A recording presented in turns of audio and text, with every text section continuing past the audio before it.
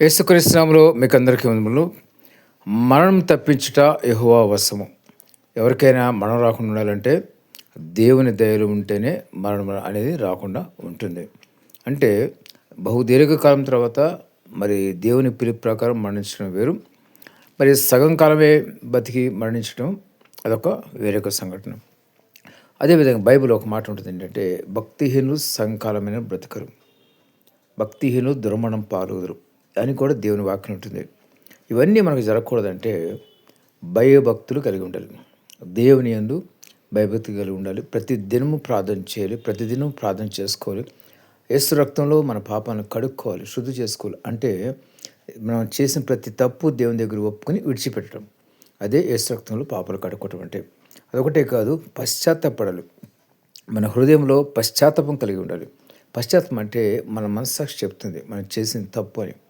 ఆ తప్పును గ్రహించి నేను చేసిన తప్పు అని మీరు ఎప్పుడైతే గ్రహించుకుంటారో మనసులో, అదే పశ్చాత్తాపం. కాబట్టి పశ్చాత్తాపడండి. మరి దేవుడు మిమ్మల్ని క్షమిస్తాడు, పరిశుద్ధపరుస్తాడు, పరలోక పట్టణానికి మిమ్మల్ని వారసులుగా చేస్తాడు. గమనించండి, ప్రతి ఒక్కరు కూడా మరణం తప్పించుట యెహోవా వశం. ఈ మధ్యకాలం అనేక మంది ఆకస్మికంగా చనిపోవడం నేను చూస్తున్నా. మరి ఒక ఒరిస్సా మరి సింగర్, ఒక ఆయన మరి ప్రముఖ సింగరు, సడన్గా ఆయనకి 34 సంవత్సరాలు 11 నెలలు మాత్రమే సడన్గా చనిపోయాడు. అంటే అనారోగ్యంతో హాస్పిటల్కి వెళ్ళి మళ్ళీ తిరిగి వెనక్కి రాలేదు. చూడండి ఏ విధంగా. అంత డబ్బు ఉన్నా కూడా ఎవరు కూడా ప్రాణాలని దక్కించుకోలేకపోతున్నారు.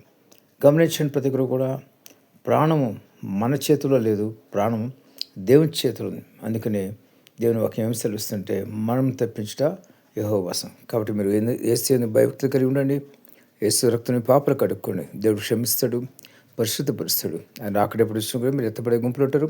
ఒకవేళ మీకు మరణం వస్తే, అంటే దేవుని పిలుపు వస్తే కనుక, అప్పుడు కూడా మీరు దేవుని దగ్గర చేరుకుంటారు. దేవుడి మాటలు దీవించి ఆశ్రయించిన గాక. ఆమేన్.